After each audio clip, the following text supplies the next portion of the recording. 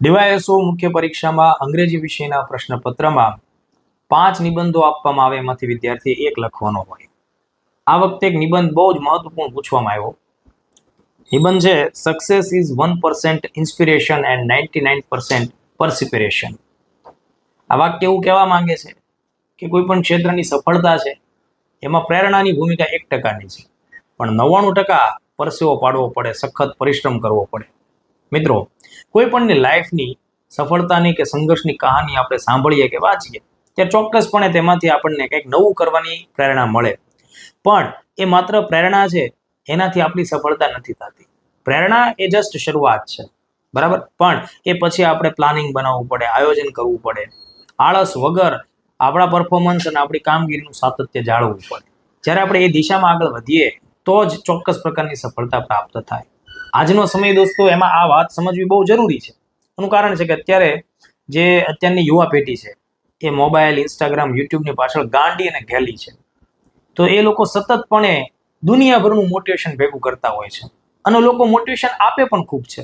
પણ એ માત્ર મોટિવેશન ભેગું કરવાથી કે એવી વાતો સાંભળવાથી, એવા પોડકાસ્ટ સાંભળવાથી તમારું કામ નથી થવાનું.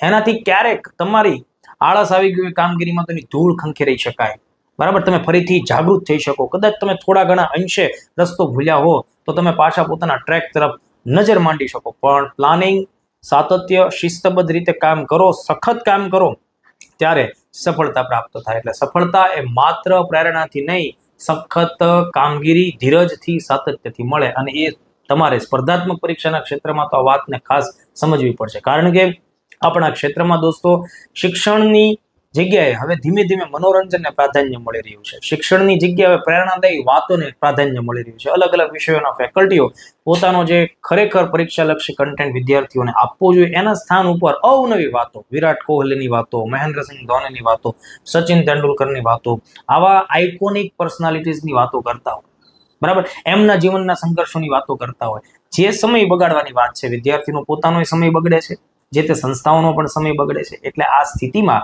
સ્ટુડન્ટે ખાસ ધ્યાન રાખવું જોઈએ. મારા ધ્યાનમાં હમણાં જ નીટની પરીક્ષાના પરિણામો આવ્યા અને એમાં મેં જોયું તો ઘણા બધા એવા વિદ્યાર્થીઓ ઇન્ટરવ્યુ આપ્યા કે જેમને ખૂબ સારા પર્સન્ટાઇલ માર્ક્સ પ્રાપ્ત થયા હોય.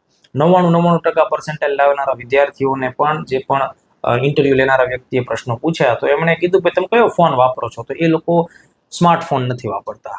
એવા ઘણા બધા રેન્કર્સ વિદ્યાર્થીઓ માત્ર કીપેડ ફોનનો ઉપયોગ કરે છે, જે માત્ર ઘરે કોમ્યુનિકેશન માટે, કેમ છો, મજામાં, વાતચીત કરવા માટે કરે છે. વિધાઉટ એ લોકો સ્માર્ટફોન પોતાનું ટાર્ગેટ અચીવ કરે છે.